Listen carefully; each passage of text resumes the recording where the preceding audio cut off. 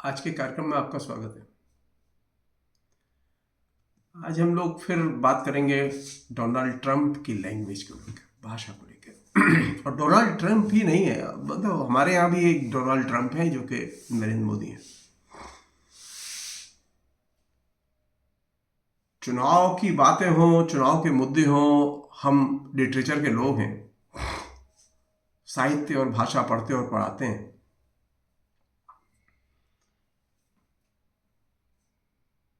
Trump की जो personality है, ट्रंप अब तो दोबारा राष्ट्रपति बने, तो ट्रंप की जो पर्सनैलिटी है वो मीडिया में बहुत पहले से स्थापित है। और ये काम वे 2015 से पहले कर चुके थे। अमेरिकी जनता उनके नाम से वाकिफ थी। खासकर जिन लोगों ने उनको पॉलिटिकली प्रमोट करने में भूमिका अदा की, वो था वहाँ के कॉर्पोरेट हाउसेस और ईसाई फंडामेंटलिस्ट।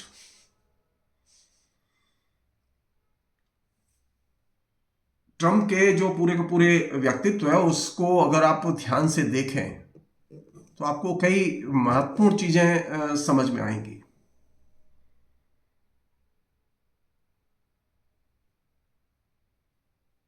उनको जनप्रिय बनाने में जिन चीजों की भूमिका है, उसमें उनके ऊपर किताबें भी लिखी गई। उन पर उन्होंने खुद सीरियल्स में भी काम किया, उन्होंने सीरीज में भी काम किया, सीरियल्स की, उन्होंने फिल्म में भी काम किया। और इन सारी चीजों ने मिलके ट्रंप को एक मीडिया का आइकॉन बनाया। खासकर जो पुस्तकें उन पर लिखी गई, जो जनप्रिय हुई, उनमें आर्ट ऑफ डील जो 1987 में आई। दूसरी पुस्तक थी think like billionaire, everything you need to know about success, real estate and life, ये 2004 में आई। और ये एक बहुत बड़ी चीज थी कि अमेरिका की हिस्ट्री में रहा है ये फिल्म या मीडिया आइकॉन वहां आते रहे हैं। उनकी एक और पुस्तक है जो कि बहुत ही उन पर लिखी गई, बहुत हिट हुई, think big and kick S in business and life, ये 2007 में आई। इन किताबों के अलावा ट्रंप को मीडिया के बहुत ही महत्वपूर्ण मनोरंजक चरित्र के तौर पर उनकी जनप्रियता रही है। वो एंटरटेनर रहे हैं, जनता का दिल बहलाते रहे हैं। उनकी जो सबसे चर्चित फिल्म जिसने उन्हें पॉपुलर बनाया, home alone 2, lost in New York. इसके अलावा टीवी सीरीज द नन्नी जो 96 में आई, सेक्स एंड सिटी 1999 में आई। और जो उनके कार्यक्रमों की जो प्रोग्राम प्रोड्यूसर थी, वो मिस यूनिवर्स बनी, वो मिस यूएसए भी बनी और मिस यूनिवर्स भी बनी। 2001 से लेके ये 2005 के बीच में सारे खिताब उन्हीं के लोगों ने जीते। इसके अलावा ट्रंप ने टेलीविजन के क्षेत्र में, क्यों टेलीविजन के बिना अमेरिका में आप अपनी धाक नहीं जमा सकते, या हम ये कहें आधुनिक काल में अपनी इस दौर में अपनी धाक नहीं जमा सकते। तो टेलीविजन के क्षेत्र में 2004 से लेकर 2010 के बीच में ट्रंप ने द अप्रेंटिस के 7 सेशन होस्ट किए और एज ए होस्ट उसमें भूमिका निभाई। और सन 2008 से लेकर 2015 के बीच में द सेलिब्रिटी अप्रेंटिस के 7 सेशन उन्होंने होस्ट किए और उसमें महत्वपूर्ण भूमिका निभाई। इन दोनों ही सीरीज ने उन्हें टीवी का आइकॉन बना दिया और एक बहुत ही एंटरटेनर बना दिया। और ये वह जगह थी जहां से कि ट्रंप ने अपनी जनता में व्यापक अपील पैदा की।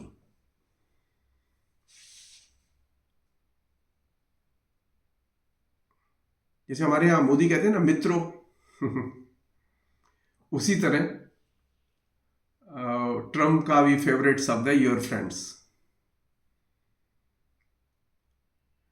ट्रम्प में बहुत पहले से ही राष्ट्रपति बनने की इच्छा रही है। तो 2000 में उन्होंने कोशिश की थी। उन्होंने एक रिफॉर्म पार्टी की तरफ से राष्ट्रपति चुनाव लड़ने की कोशिश की थी और थोड़ा प्रचार विचार भी किया, लेकिन बाद में उन्होंने कहा कि वो जीत नहीं पाएंगे, तो वो बैठ गए। लेकिन उनकी इच्छा पूरी हुई। ट्रम्प की जो लैंग्वेज रही है, टेलीविजन आइकॉन की लैंग्वेज रही है, और दूसरा है कि अरबपति व्यापारी की उनकी इमेज रही है। ये दोनों मिलकर काम करती रही हैं। लेकिन ट्रम्प ने जो लैंग्वेज एक राजनेता के तौर पर, एक राष्ट्रपति के प्रत्याशी के तौर पर, एक राष्ट्रपति के तौर पर विकसित की, उसे हम लोग कहते हैं एक ऐसी भाषा जो कि पहले 20वीं शताब्दी की भाषा नहीं है। वो 20वीं शताब्दी के राजनेताओं की भाषा नहीं है। वो ट्रम्प की भाषा 21वीं शताब्दी के राजनेताओं की भाषा का आइकॉन है। और संयोग की बात है कि हमारे यहां भी ट्रम्प की जो डुप्लीकेट हैं, नरेंद्र मोदी, वो भी उसी तरह की भाषा बोलते हैं जिस तरह की भाषा ट्रम्प बोलते रहे। तो ट्रम्प ने जो लैंग्वेज इस्तेमाल की अपने भाषणों में, अपने पब्लिक कैंपेन में, उसमें उनकी भाषा का जो चरित्र क्या है उसकी चर्चा मैं थोड़ा बाद में करूंगा। लेकिन उसकी भाषा का जो प्राण है वो है फेक न्यूज और झूठ। फेक न्यूज और झूठ के आधार पर उन्होंने पूरी की पूरी अपनी पॉलिटिकल लैंग्वेज या भाषण कला विकसित की। और ये एक बड़ा शिफ्ट है जो कि 21वीं शताब्दी की भाषण कला का उन्होंने एक तरह से बुनियादी आधार तैयार किया। जो लोग ये सोचते हो कि ट्रम्प की लैंग्वेज को हम ट्रेडिशनल भाषण कला के आधार पर देख सकते हैं, वे कम से कम अपने इस दृष्टिकोण को बदलें। क्योंकि ट्रम्प की भाषा एक राष्ट्रपति की गर्मामय भाषा नहीं है। उसी तरह जैसे नरेंद्र मोदी की भाषा एक प्रधानमंत्री की गर्मामय भाषा नहीं है। तो ट्रम्प ने पहला काम यह किया कि राजनीति में जो राष्ट्रपति पद की गरिमा है और उसके अनुकूल जो भाषा होती थी, उस भाषा की उसने विदाई कर दी। उसी तरह जैसे नरेंद्र मोदी ने प्रधानमंत्री पद की गरिमा और उसके अनुकूल जो भाषा होती थी, उस भाषा की विदाई कर दी। इसलिए ट्रम्प की जो लैंग्वेज है वो पहले के जितने भी राष्ट्रपति हैं उनकी भाषा से एकदम अलग है। ट्रम्प की जो लैंग्वेज है वो अपने समसामयिक जो पहले के जो राजनेता रहे हैं उनकी भाषा से अलग है। ट्रम्प की भाषा पर बहुत काम हुआ है अमेरिका में, और वो काम बहुत काम का है, बहुत महत्व है। ट्रम्प की भाषा की एक अच्छी बात यह है कि ट्रम्प एकदम सिंपल लैंग्वेज में बोलते हैं, सरल भाषा में बोलते हैं।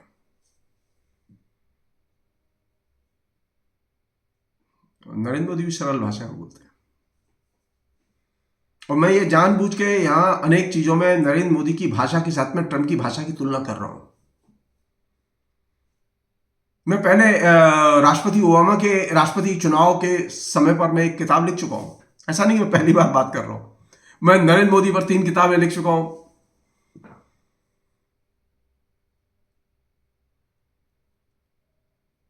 तो नरेंद्र मोदी और ट्रम्प के बीच में भाषा के स्तर पर पहली समानता यह है कि दोनों सिंपल लैंग्वेज बोलते हैं। और दूसरी समानता इनके बीच में यह है कि दोनों, यानी ट्रम्प और नरेंद्र मोदी, ये दोनों किसी भी विषय पर सुसंगत ढंग से आर्टिकुलेट करने में या व्यवस्थित ढंग से उसे पेश करने में, कंसेप्चुअली पेश करने में एकदम असमर्थ है।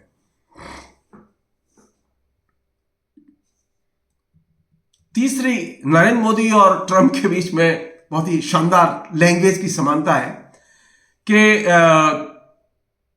दोनों, ट्रम्प और मोदी, नेगेटिव लैंग्वेज सबसे ज्यादा बोलते हैं। चौथी इंपॉर्टेंट समानता नरेंद्र मोदी और ट्रंप के बीच में वो ये कि रूड लैंग्वेज जिसे हम लोग कहते हैं, मेरी अगर ठेठ हिंदी में कहें असभ्य भाषा, दोनों रूड लैंग्वेज या असभ्य भाषा बोलने में एक्सपर्ट है। रूड भाषा का या असभ्य भाषा का तरीका क्या है? लोगों को निक नाम से, विपक्ष के नेताओं को निक नाम से पुकारना।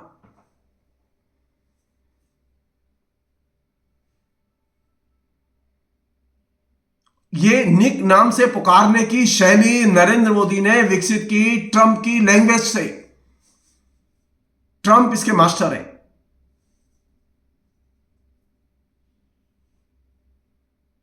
वो राहुल गांधी को राहुल गांधी के नाम से नहीं पुकारते, वो कुछ और नाम लेते हैं। वो लालू यादव को लालू यादव के नाम से नहीं पुकारते, कुछ और नाम लेते हैं। पांचवी समानता इन दोनों के बीच में, और बहुत महत्वपूर्ण समानता, वो यह कि दोनों भाषा में अतिवादी लहजे का इस्तेमाल करते हैं।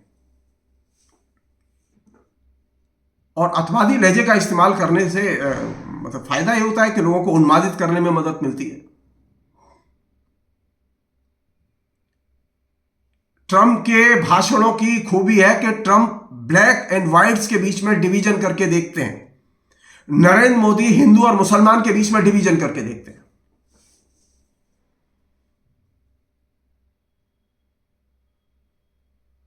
आप ट्रंप के भाषणों को ध्यान से देखिए, उसमें सातवीं समानता आपको नरेंद्र मोदी से मिलेगी। ट्रंप जब बोलते हैं तो उनकी भाव भंगिमाएं देखने लायक होती हैं,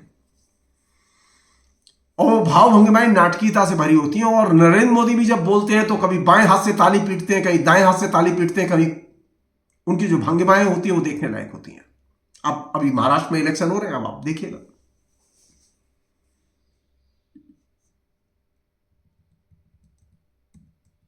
और इसमें जाहिर है कि लोगों को मजा आता है। एक और आठवीं समानता ट्रंप और नरेंद्र मोदी की लैंग्वेज के बीच में। ट्रंप अपने भाषणों में नस्लवादी भाषा का इस्तेमाल करते हैं, और नरेंद्र मोदी अपने भाषणों में अनेक मर्तबा, सब समय तो नहीं, अनेक मर्तबा सांप्रदायिक भाषा का इस्तेमाल करते हैं।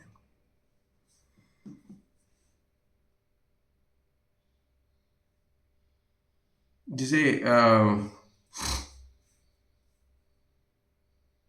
नौवां लक्षण ट्रंप और नरेंद्र मोदी की भाषा के बीच का, वो ये कि ट्रंप की जो लैंग्वेज है उसमें एक खास तरह का जिसे कह के मानसिक विचलन दिखाई देता है। और वही मानसिक विचलन का लक्षण जो है वो नरेंद्र मोदी की लैंग्वेज में भी दिखाई देता है, उनकी शैली में भी दिखाई देता है।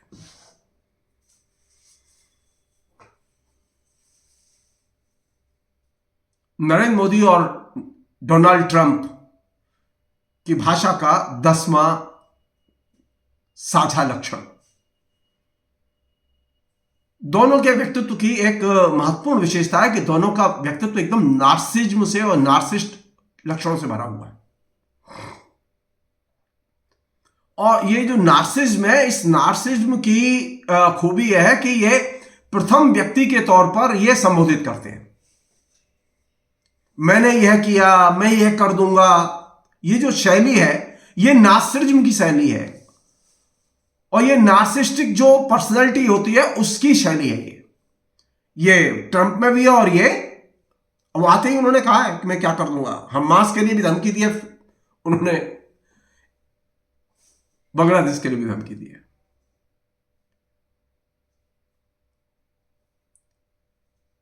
ट्रंप की पर्सनैलिटी का 11वां लक्षण जो भाषा में व्यक्त होता है,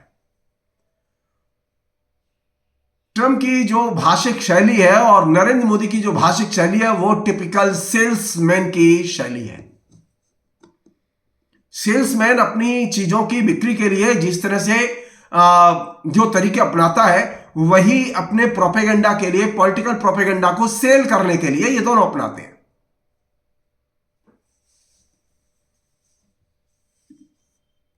और 12वां लक्षण जो कि बहुत महत्वपूर्ण लक्षण है वो ये कि ट्रंप अपने भाषणों में जम के झूठ बोलते हैं और नरेंद्र मोदी भी जम के झूठ बोलते हैं।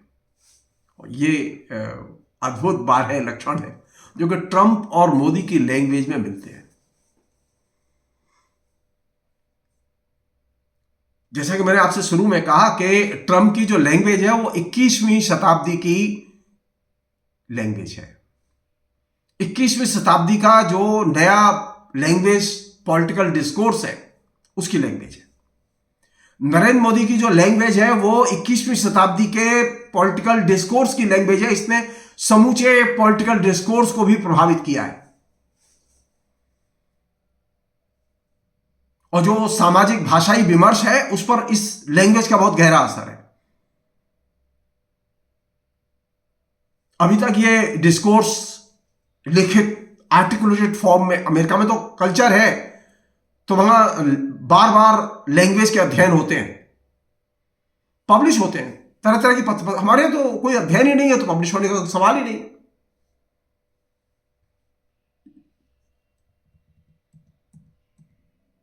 ये जो 21वीं शताब्दी की जो भाषा है जो कि ट्रंप ने और नरेंद्र मोदी ने विकसित की है, भाषण कला की भाषा, राजनीतिक भाषा,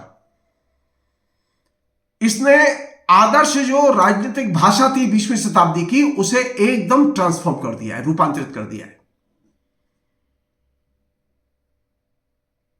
20वीं शताब्दी की राजनीतिक भाषा सभ्यता की भाषा थी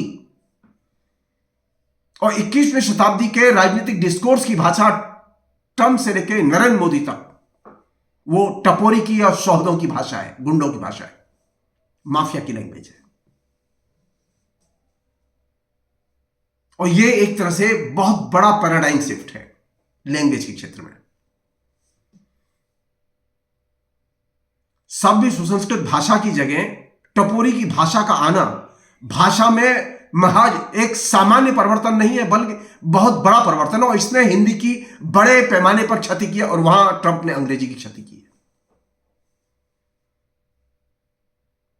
ये जो सिंपल लैंग्वेज बोलते हैं ना, तो सिंपल लैंग्वेज समझ में आती है लोगों को और बहुत अपील करती है। और कहते हैं कि नरेंद्र मोदी से बढ़िया कोई भाषण नहीं देता, वहां ट्रंप के बारे में कहते हैं ट्रंप से बढ़िया कोई भाषण नहीं देता, क्योंकि वो सिंपल लैंग्वेज में वे जिस तरह के टर्मिनोलॉजी का या पदबंधों का इस्तेमाल करते हैं उसमें हायरार्की छिप जाती है, हायरार्की दिखाई नहीं देती, छोटे बड़े का भेद दिखाई नहीं देता। ऐसा लगता है कि नरेंद्र मोदी 140 करोड़ लोगों के प्रतिनिधि के साथ में एक साथ खड़े होकर बोल रहे हैं। वास्तविकता यह कि नरेंद्र मोदी 140 करोड़ लोगों के साथ में खड़े ही नहीं है। नरेंद्र मोदी और 140 करोड़ लोगों के बीच में जमीन आसमान का फर्क है।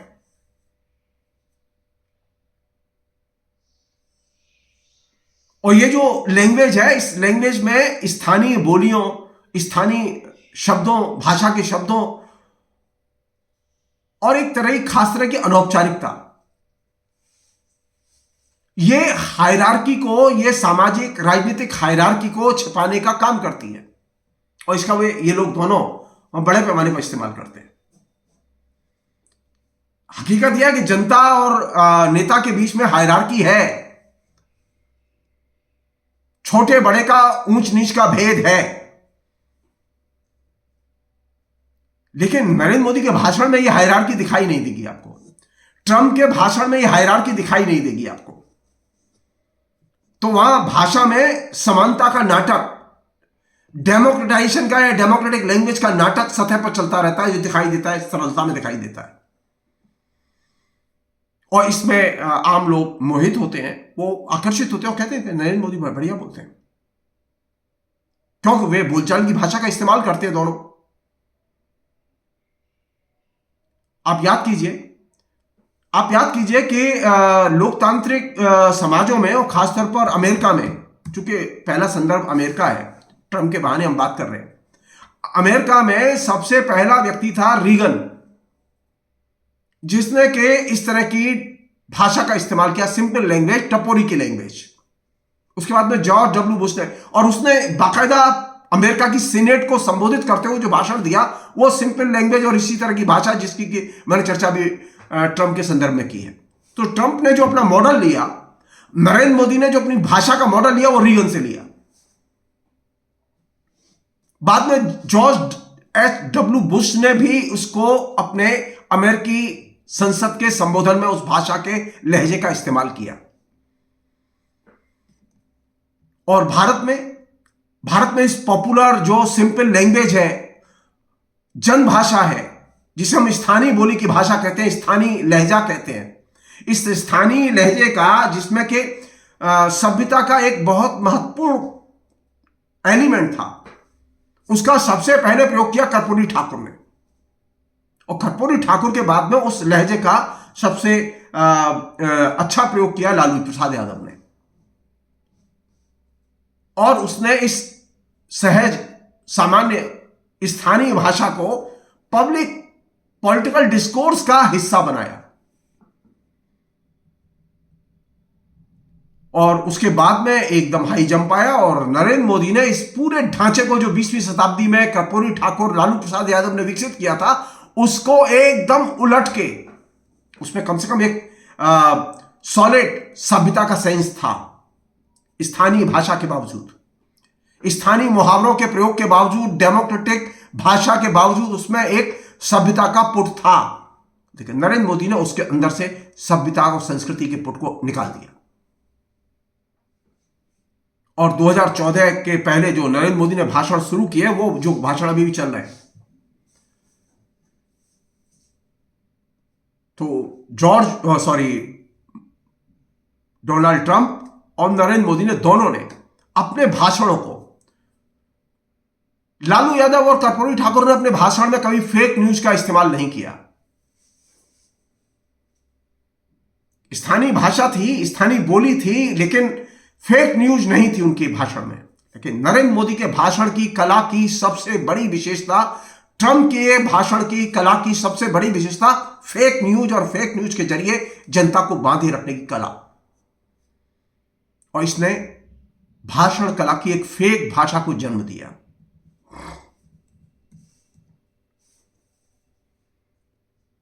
जैसे कि मैंने आपसे कहा कि लालू यादव और कर्पूरी ठाकुर की भाषा में सौदों की भाषा या टपोरी की भाषा दाखिल नहीं होती, फेक न्यूज दाखिल नहीं होती। लेकिन मोदी की भाषा में टपोरी की भाषा दाखिल होती है, अनौपचारिक भाषा दाखिल होती है, फेक न्यूज दाखिल होती है, झूठ दाखिल होता है।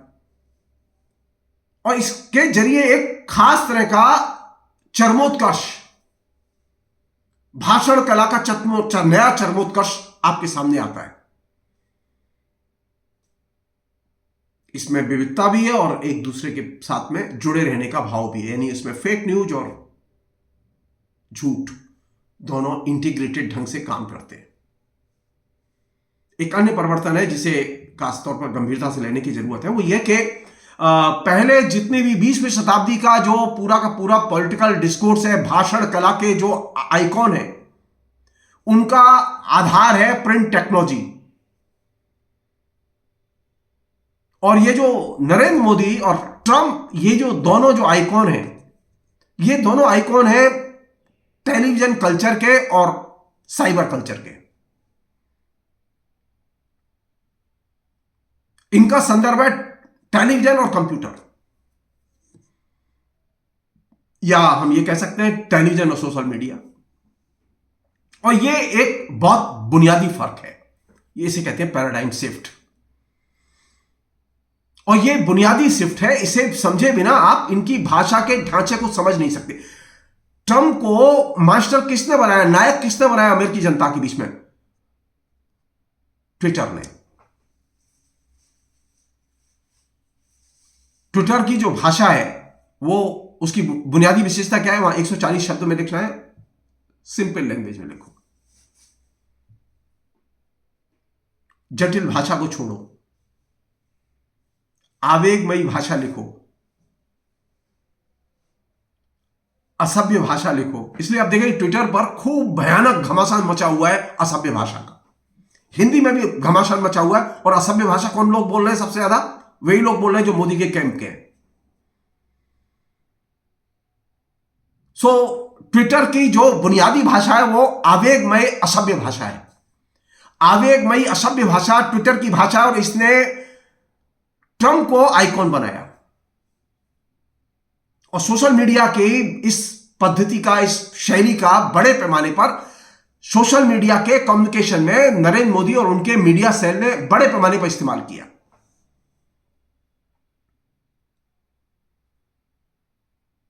तो सारी दुनिया में असभ्यता के विमर्श को, लैंग्वेज में असभ्यता के विमर्श को, राजनीति में असभ्यता के विमर्श को, संस्कृति में असभ्यता के विमर्श को जिसने सबसे महत्वपूर्ण केंद्र बिंदु में लाके खड़ा किया वह है ट्विटर। हमारे यहां तो व्हाट्सएप इसका भारत में विकल्प है। अगर ट्विटर ने ट्रंप को नायक बनाया तो हम ये कह सकते हैं कि भारत में व्हाट्सएप ने नरेंद्र मोदी को नायक बनाया।